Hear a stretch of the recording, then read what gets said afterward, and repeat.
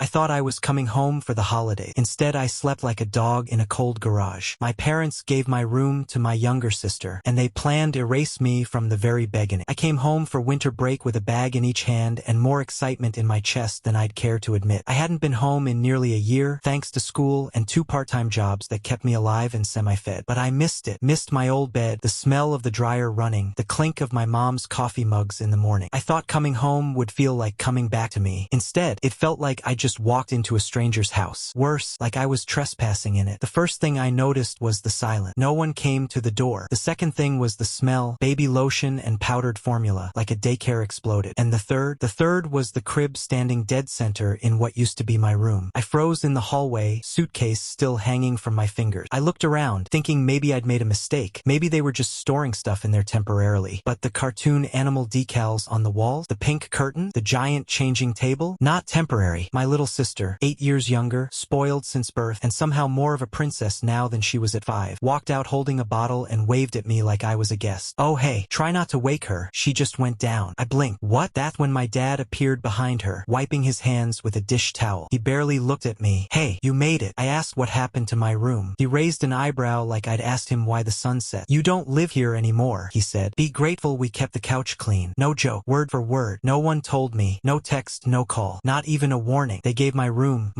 the one I painted myself sophomore year, the one I cried in the night before leaving for college, to my baby sister and didn't say a single thing. I thought they were kidding at first. Thought maybe it was some twisted joke or that they'd at least set up the guest room for me. Nope. The guest room had become a storage cave with boxes stacked from floor to ceiling. My mom poked her head in when I was just standing there in the hallway, still holding my stuff, and chirped, "You can either sleep on the couch or use the garage. Up to you." Like it was a favor. I chose the garage. At the time, it felt like a small rebellion. I'd rather freeze than sleep in the living room like a stray cat. That night, I unpacked into the same space where we kept old paint cans and a busted treadmill. They gave me a blanket that didn't cover half my body and a pillow that smelled like mothball. It was December. No insulation. The space heater they gave me clicked twice, then died. Meanwhile, my baby sister had a white noise machine, blackout curtains, and a lavender oil diffuser. Every time I closed my eyes, I heard her lullaby music through the wall. It didn't used to be like this. I don't know what changed, or maybe I just didn't want to see it before. But over the next few days, things escalated fast. It started with little things. My coffee mug was gone, you know, the one chipped on the side from a trip to Yosemite. I asked where it was and Mom just shrugged. It was old. We needed the space. The space was taken up by 12 identical sippy cups. Then it was the freezer. I'd brought some frozen meals from the city to help out. Space is tight with all the baby stuff, I get that. But my meals disappeared overnight, just vanished. When I asked about it, my dad said, "Next time, label them." They were literally the only things in the freezer that weren't teething rings or breast milk. Next thing I know, my sister's crawling up on the kitchen stool in full view, sticking her finger in my yogurt, then licking it. She looks me dead in the eye and says, "Don't care. I'm the baby." And you know what? No one scolded her. Not even a glance from our parents. My mom just laughed and said, "She's asserting herself, right?" I tried to be cool, tried to keep my head down, not start anything. But I swear they were testing me. My dad came in on day 4 and said, "Do you really need to sleep all morning?" Some people work. I was home for break. I'd worked 60-hour weeks all semester. But somehow, me sleeping till 9 a.m. meant I was lazy. It's like I was a burden for showing up at all. The garage started getting colder, and my nose bled twice in one night from the dryness. I asked if we could plug in the bigger heater from the basement, the one we used during blackouts. "Can't risk tripping the breaker," Dad said. I asked for extra blankets. "Why don't you bring some from your apartment next time?" Mom snapped. I hadn't even had time to respond before she changed the subject to how hard it is raising a baby at our age, and how we've already done our parenting. That part hit harder than I expected. Like I'd expired. 3 days in, I started keeping my shoes on in the garage, not for warmth, but because of the mice. Not kidding. I'd wake up to the sound of little claws tapping across the floor. At first, I thought I was dreaming until I saw one dart across the corner under an old yoga mat. That night, I shoved a cardboard box against the crack in the wall where it got in. The next morning, it was chewed through. I told my parents. Dad said, "We've had worse in this house. You'll survive." Mom added, "You've lived in the city. What's one little mouse?" Meanwhile, the baby had 2 sound monitors and a motion detector in her room. One beep and they'd both jump up like fire alarms were going off. But me? I got duct tape and survival advice. I started spending most of my day out. Walked around the neighborhood just to stay warm. Grabbed coffee at the gas station and sat on the curb sipping it until my fingers turned red. Anything not to be in that house. You know what the kicker is? I had no beef with my sister before this. Sure, she was spoiled, and sure, she used to snitch on me in middle school for sneaking Pop-Tarts. But we'd made peace over the years. We weren't close, but we weren't enemies. Yeah? Now she was smug. She'd walk past the garage, peek in, and say things like, still camping? Or should I bring you some marshmallows? Then laughed. Every time. And when I snapped one day, I told her she didn't need to be cruel. She yelled loud enough for Mom to hear. Claimed I lunged at her. Didn't touch her. I swear on everything. But 5 minutes later, Mom came out with that disappointed tone parents use when they've already decided you're the problem. She's sensitive, she said, and you're intimidating her. Me, in sweats, standing barefoot on concrete with sleep lines on my face. I didn't even argue. I was too tired. Then came the phone call. I was in the garage, scrolling through job listings I didn't need yet when Mom came out holding her cell and said, "It's Grandma. She wants to talk." I took the phone. She sounded confused. "Sweetheart," she said, "your mom says you're just visiting for a night. Are you headed back soon?" I told her I was home for break, staying for a couple weeks. She paused, but she said, "You moved out last year and never really come around. I thought you weren't close with the family anymore." That stopped me cold. I said, "Grandma, who told you that?" She hesitated. "Your mom, dear. She said you were off doing your own thing. Independent, you know? Independent. That's the word they use to erase me." It stuck in my head like a broken song lyric. After the call, I sat on the floor of the garage and just stared at my phone for half an hour. Couldn't bring myself to open Instagram. Couldn't text anyone back. My fingers were so cold they hurt. The next morning was the boiling point. Literally, I woke up to the sound of water, not from rain, not from the heater, but from inside the garage. Turns out Dad decided to defrost the garage fridge, the one from the early 2000s. He unplugged it before bed, left the door open, and forgot about the giant bag of frozen fish inside. Melted overnight. By the time I stepped down from the cot, there was a giant puddle of water and fish juice soaking the rug I'd been sleeping on. My bag, the one I brought home with clean clothes and gifts for everyone, was soaked at the bottom. I walked inside, holding the bag dripping from one side, and said, "Really?" Dad didn't even look up from his coffee. "You shouldn't leave stuff on the floor." Mom just said, "It's a garage. Things happen." I don't even know what emotion that was. Not rage, not sadness. Some weird mix of betrayal and humiliation. I wanted to scream, but I didn't. I just stood there, dripping. My sister walked by in her fuzzy slippers, holding a baby bottle in one hand and scrolling TikTok with the other. She looked at me like I was the family's stray dog. That's when she muttered, "You're too old to be coming home anyway." That's what she said. "You're too old to be coming home." I lost it. Not yelling, not cursing, just clear. I told them everything. How I worked 2 jobs. How I hadn't asked them for a dime in years. How I'd sent birthday gifts and checked in and kept my grades up. How I was still trying to belong. Dad told me to lower my voice. I wasn't even shouting. Mom said, "Don't be dramatic." I walked out. I packed up that afternoon. Didn't tell anyone. I shoved what wasn't soaked in fish water back into my duffel, tossed the rest, and stuffed the bag into the trunk of my car. Still hadn't gotten so much as an apology. I thought, maybe I'll drive back early, cut the break short, go back to the city. At least I had a futon there. But as I was pulling out of the driveway, Mom came running. Literally running. She waved her arms like something was on fire and yelled my name, breathless and panicked. I stopped the car, assuming something was wrong. Someone sick, maybe? An emergency. I got out, heart already jumping. And then she said the words, "It's not her baby." I blinked. What? She looked behind her, like she was making sure no one else could hear, then stepped up close and lowered her voice. "It's not your sister's baby." I didn't even know how to process that. My brain just stalled. She kept talking. "Your father doesn't want me to say anything, but I can't keep pretending. That baby's not hers. It's not ours either. We're not grandparents." I just stood there, mouth open, waiting for the ground to shift under me. Then she said the one thing that made me realize how deep the lie really went. "She's a foster placement." I stared at her. "What are you talking about?" "She's not legally adopted yet," she said, eyes darting to the garage. "Your sister didn't give birth. That's why she never showed any pregnancy photos. That's why we never told anyone." "But there's a crib in my room," I said. "She needed the space," Mom said, "and we thought maybe if she had a baby around, it would calm her down, make her focus." "You gave her a foster infant as therapy?" "It's supervised," she snapped, suddenly defensive. "The agency approved it. They know she lives here. She checks in weekly. We're doing everything by the book." I didn't even know what to say. My sister, the same one who once accidentally microwaved a Capri Sun and set off the smoke alarm, was now parenting someone else's child? How long has she had her? I asked. 6 weeks, she said, "and it's confidential, so we couldn't tell anyone. Not even you. So you gave her my room. You let her treat me like garbage. And all this time, she's just babysitting a baby that isn't even hers." "She's not babysitting," Mom hissed. "She's bonding. The baby might stay permanently, but she's not even working. She's trying." Mom snapped again. "It's hard. She's been through a lot." I laughed. "I don't know why." I just cracked. "You gave a foster baby to the most unstable person in the house and threw your actual child in the garage. Don't be dramatic." There it was again. The phrase that haunted me since the day I walked through that door. I didn't leave. I should have. I had every reason to. But I needed answers. So I stayed one more night, not in the garage. I checked into a cheap motel near the highway, you know, the kind with broken vending machines and humming wall heaters. But I stayed. The next morning, I texted my sister and asked her to meet me for breakfast. To my surprise, she agreed. We sat in a booth at a pancake place we used to love as kids, the one with the syrup flavors. She ordered strawberry like she always did. Didn't look up from her phone once, until I asked, "Why didn't you tell me she's not yours?" She froze mid-scroll. Then, slowly, she put the phone down. "You know," she said. "Mom told me." She sighed. Figures. Then silence, until she looked at me, totally calm, and said, "I thought if I told you, you'd act like I didn't deserve her." My stomach twisted. "I didn't say that." "You don't have to," she said, voice ice cold. "You think you're better than me. You always have." have. College boy. Mr. Independent. Just because I stayed. You didn't stay, I said. You never left. That's when she smiled, like she was about to drop something heavy on my head. You know why mom wanted you in the garage? She asked. I shook my head. She leaned forward, syrup still clinging to her lip. Because they think you're unstable. I blinked. What? That's what they told the social worker. That you were emotionally volatile. That you had outbursts. That you couldn't be around infants. Just in case you showed up unannounced. I was frozen. You're lying. Am I? She said, leaning back. That was the moment I realized something wasn't just off. This was calculated. Not neglect. Not favoritism. They had smeared me to justify cutting me out. After that breakfast, I drove around for nearly an hour. No music. Just the hum of my own thoughts screaming over each other. They told the foster agency I was unstable. They'd used my silence, my distance, my workaholic drive, all of it to paint me like some looming threat just in case I ever decided to visit my own house. And my sister sat across from me, smirking with strawberry syrup on her mouth like she'd won something. I went back to the motel and sat on the edge of the bed staring at the wall. I kept thinking about the baby. Not about her as a person. I mean, she's just a baby, but what she represented. A reset button. An excuse to erase me from the house entirely. That night, something cracked. Call it a mistake. Call it a last straw. I got a text from my mom. It read, please don't tell anyone what I said. Your sister could lose her placement. And right below it, we're trying to give her something to live for. You had your turn. That's when I knew. It wasn't a slip. It wasn't a misunderstanding. They made a choice. I didn't respond, but I did return to the house. I parked down the street, walked through the side yard, and slipped through the garage door just like I had 100 nights before. Only this time, I didn't feel small. I felt focused. The baby was asleep. I could hear the white noise machine humming. My sister's car wasn't in the driveway. And for the first time in a week, the house was quiet. Dad was out poker night with his buddies. Mom was probably taking a bath. She always did on Fridays. Epsom salts and cucumber candles. So I went upstairs. Not to my old room. Not to the nursery. To the home office. They never locked it. The desktop still had the sticky note with the password, the same one it had since 2011. Baby doll 22. I sat down, double-clicked the Chrome icon, and searched for anything. What I found made my stomach sink. A folder on the desktop called Placement Docs. Inside were scanned forms, agency letters, emails from the caseworker, and then one Word doc titled, In Case He Asks Questions. I opened it. It was a script. A literal, typed-out script for what to say to me if I ever asked too much. Lines like, we wanted to surprise you with the baby news, but you came home early. We didn't know how to tell you after the room had been repurposed. You've been distant. We weren't sure you'd care. Beneath that, there was a section labeled Justification for Room Use. He lives out of town, rarely visits. Garage has heater, couch is comfortable. He's in a transitional phase. We're offering support, not rejection. Support. They wrote support next to put him in the garage with rodents. And then the line that froze me solid. If needed, refer to his anxiety issues during high school. That's what this was. They'd weaponized my teenage panic attack. My mom used to take me to therapy when I couldn't sleep back when I was 14 and stressed out over final. I got better. I grew up. I managed. But they kept the records. And now they were using that to paint me as unpredictable, emotionally unstable, unsafe around children. Also, my sister could play house with a baby she didn't give birth to and had no means to care for. I printed the document. Yeah, the printer still worked. Quiet too. Ink low, but legible. I took the copy and stuffed it into my hoodie pocket. Then I made one mistake. I clicked the browser history. I thought maybe I'd see something else. Maybe emails, search terms, something more. What I saw was worse. The last visited site? How to fast-track legal guardianship in case of birth-parent relapse. My sister was trying to keep the baby. Not temporarily, not as part of a system, but permanently. And my parents were helping her. I left the house before anyone could catch me. My hands were shaking as I got into my car. I didn't cry. Not yet, but I did pull over 10 minutes later and stare at the printout. And that's when I knew this wasn't just personal. This wasn't just about a bad holiday or a cold garage. They weren't just replacing me in the house. I didn't sleep that night. I laid in the motel bed with the paper in one hand and my phone in the other, cycling through the same 5 thoughts over and over. My chest felt tight, not from sadness, from pressure. I wasn't even angry anymore. This wasn't about me feeling left out. This was about my family constructing an entire alternate reality and installing someone else in my place. And now I had a decision to make. Do I just disappear? Walk away? Let them have their fantasy, their fake grandchild, their Pinterest family storybook ending? Or do I break it? I stared at my phone. Then I opened up the email app, clicked compose, and I attached the document. Didn't sign it. Didn't explain further. Just send it to the caseworker whose name was all over the folder. Then I turned off my phone and waited. The knock came less than 18 hours later. I had driven back to the house in the morning to collect the rest of my stuff. I figured I'd slip in quietly, say nothing, maybe not even run into anyone. But fate had other plans. The social worker showed up as I was zipping up my duffel bag in the garage. Black blazer, clipboard, calm, cool voice that said she was used to chaos. She didn't know who I was. She asked if this was the last name, residence. I said yes. Then she asked if Julia was home. I nodded slowly. She's inside. She smiled politely and said, do you mind getting her? I'm with family services. There's been a report. That word hung in the air like a storm warning. Report. I didn't move. I think I was frozen for a full 10 seconds. Then I walked in the side door and said, flatly, you've got a visitor. My mom came to the door first. She smiled, probably thinking it was a neighbor. The moment she saw the badge, the smile dropped. The woman introduced herself and said calmly, there's been an anonymous tip. We're here to check check in on the child's welfare. Mom blinked twice, like the words were in a different language. Then she looked at me. I didn't blink. My sister appeared at the top of the stairs in pajama pants and a coffee mug. She squinted down at the scene below, eyes darting between us. What's going on? The social worker repeated herself. And that's when my sister's face broke. Not panic, not concern, just guilt, because she knew. She knew this was coming. She wasn't stupid. She just never thought I'd actually do it. The inspection took 2 hours. They checked the crib, the baby's diaper, formula log, temperature in the room, interviewed both my mom and sister separately. And then they left. No shouting, but they took a file folder with them and left a card. The storm didn't hit until after dinner. I was back at the motel halfway through reheated Chinese when my phone exploded. Missed calls from my mom, my dad, my sister, even an unknown number, probably a burner my mom picked up from Walmart just to scream through it. I didn't answer. I let them sit. Then I checked my voicemail. The first one was from my mom. Calm at first, then breaking. You've ruined everything. I hope you're happy. She's a child and now they're investigating us like we're criminals. How could you do this to your own family? The second was shorter. From my dad. If you ever step foot in this house again, I swear to God. Click. The third was the one that stuck. My sister. She wasn't crying. I knew you were jealous. I knew it. You couldn't stand that someone needed me. That someone loved me more. I hope you're proud. Because if they take her away, I'll never forgive you. Never. Then silence. I set the phone down. My hands weren't shaking. I wasn't breathing fast. I felt calm because the worst had already happened. And I was still standing. I didn't hear from anyone for 2 days. Then I got a text from a number I didn't recognize. They're doing a full review. They may reassign her. She's being evaluated separately this week. Thanks for your concern. It was from the caseworker. Short, professional, but it meant one thing. I hadn't imagined it. I wasn't crazy. They had crossed a line and someone else saw it too. I didn't expect to go back. Ever. Not after the calls. Not after the threats. Not after being told that if I set foot near the house again, I'd regret it. But 5 days after the social worker's visit, I got a text from my cousin Megan. She still lived in town. We'd grown up tight, used to bike to the pool together every summer until she moved 2 neighborhoods over and we drifted. But she always knew the real story behind our family. The favoritism, the double standards, the way my parents could make you feel like a guest in your own life. Megan's text just said, "You should probably see this." Attached was a screenshot. It was from Facebook, a public post from my sister's account. Due to false accusations from someone close to us, we're being unfairly investigated by CPS. We love our daughter more than anything and will do everything to protect her. If you pray, pray for our family. Daughter, like she'd birthed her. Like she wasn't halfway through paperwork to possibly adopt a child she'd only had for 6 weeks. And then I saw the comments. Over 100 of them, all saying things like, "You're such a great mom. Don't let the haters win. Who would do this to you?" One of them said, "That brother of yours always gave me bad vibes." My name wasn't mentioned, but it didn't need to be. I was being publicly tried without ever being named. That same night, Megan messaged again. She said she'd gone by the house to drop off a casserole. She still brought food by sometimes when my dad was sick, and when she walked in, no one was speaking. Mom was at the sink crying. My sister was on the couch, pale and still. Dad was pacing. Apparently, earlier that day, the agency removed the baby from the home. Not permanently yet, but for emergency reassessment of placement suitability. Translation? They saw something. Maybe it was the cold crib with no monitor running that day. Maybe it was the broken child gate in the hallway. Maybe it was the fact that 2 of the logs had timestamps that didn't match up with feeding schedule. Or maybe someone saw through the lies. Whatever it was, they took her. My sister didn't cry. She just sat there, like she'd known it was coming. And according to Megan, the craziest part, the part no one was saying out loud, was that my parents weren't even mad at the agency. They were mad at her because the truth started leaking out. Turns out my sister had been hiding things even from them. She never told the caseworker she wasn't working anymore. She never submitted the last safety form, marked it submitted, and hid the reminder email. And worse, she'd been letting the baby sleep in bed with her some nights, which was explicitly against placement rules unless pre-approved. It wasn't just my word anymore. She gave them the rope. They just used it. So when I say no one saw the end coming, I mean it. Because 3 days after the child was removed, I got one final message from my dad. Not a voicemail, not a call, a single text. "Come get your stuff. Whatever's left is going in the trash." That was it. No apology, no explanation, no attempt to undo what they did. Just one last push out the door. I didn't reply. I didn't go back. I didn't need to. The last thing I did, I mailed a copy of the document I found, the script, to the agency with a note attached. "If anyone else comes forward with questions, I hope this helps explain the environment." That was it. No name, no return address, just the truth. I'm still in my tiny studio, still have my duffel bag in the corner, half unpacked, like part of me knows it's not over. I don't miss the cold floor.